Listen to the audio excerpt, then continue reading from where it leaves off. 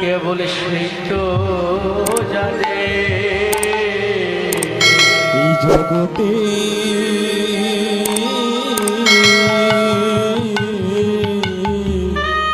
জগৎ মাঝে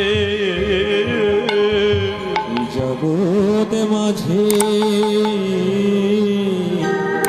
ওরে সেই তো জানে যারা আমার গোড়ের আতুল চরণ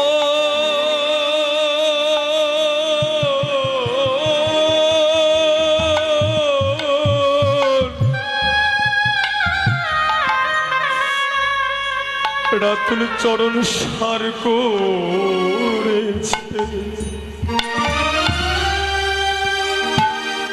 এই জগৎ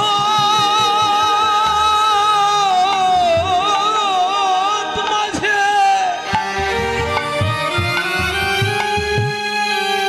সেই তো জানে গৌরে রাতুল চর তাই গোড় হরিব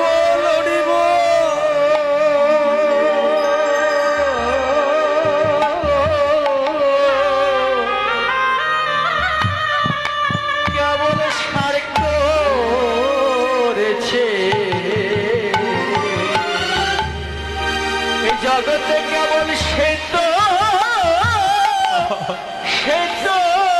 জানে যাদের আপন বলিতে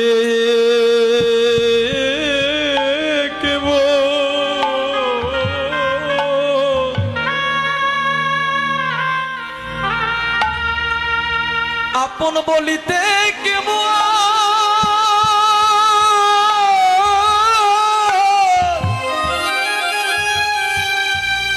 আমার গৌর চরণ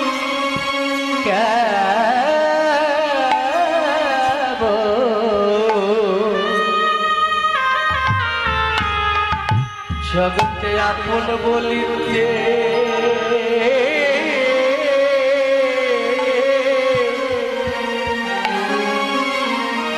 বলিতে আমার গৌরে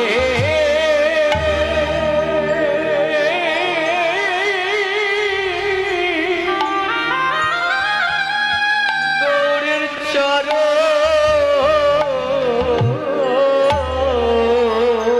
যারা গৌর বলে জগতে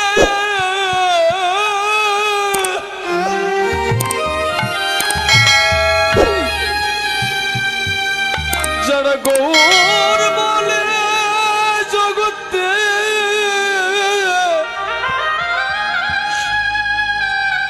জগতে আন জানে না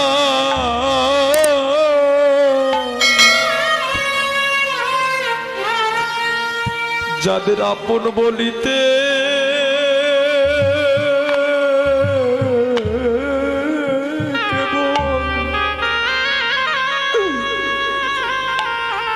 আপন বলিতে কেবল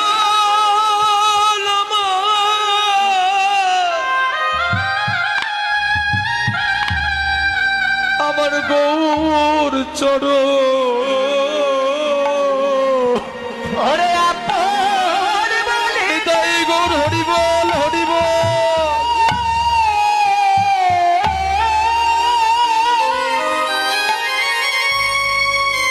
আপন বলিতে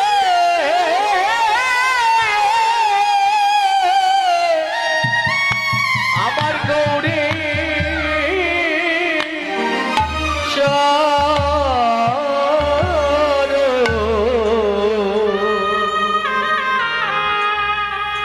জগতে আপন বলিতে আমার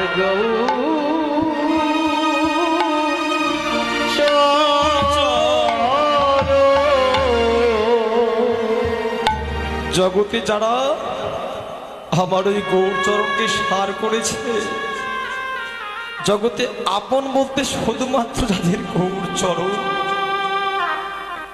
একমাত্র তারাই জানে এই ভক্তি রসের স্বাদ। আপনারা জানেন যে আমাদের স্বর্গস্বামীর দুই ভাই রূপ আর সনাতন যখন সর্বপ্রথম মহাপ্রভু রামকেলিতে প্রথম দর্শন দিলেন, প্রথম দর্শনেই তারা আর থাকতে পারল না।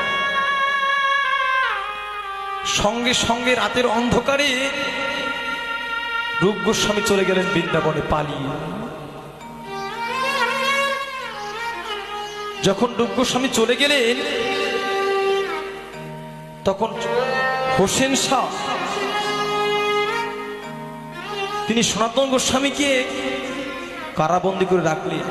শোনো, তোমার ভাই সাধু হয়ে গেছে, দরবেশ হয়ে গেছে, তাই তোমাকে আমি কারাবন্দী রাখছি। 17 মাস 19 দিন কারাভোগ করার পরে 4000 টাকা স্বর্ণমুদ্রা ওই কারারক্ষীকে ঘুষ দিয়ে তিনিও চলে গেলেন বৃন্দাবনের মাটিতে। দেখো কত কত রাজ ঐশ্বর্য ত্যাগ করছে তারা, রাজ্য বিলাস, রাজ্য সুখ, রাজ্য অধিকার ত্যাগ করলো একমাত্র গৌরের জন্য, একমাত্র গৌরের চরণের জন্য। কিন্তু আমরা সংসারী মানুষ 3-4 ঘন্টা কীর্তন শুনবো বাবা, আমরা লাভ ক্ষতির হিসাবে বসে যাই, লাভ ক্ষতির হিসাব নিয়ে বসে পড়ি। 3 ঘন্টা কীর্তন শুনলে সংসারের ক্ষতি হবে, ব্যবসা বাণিজ্যে লস হবে। তারা মন্ত্রী তো ত্যাগ করলেন শুধুমাত্র গৌড়ের চরণের জন্য, আর আমরা 3 ঘন্টা কীর্তন শুনতে গেলে লাভ ক্ষতির হিসাবের খাতা নিয়ে বসি।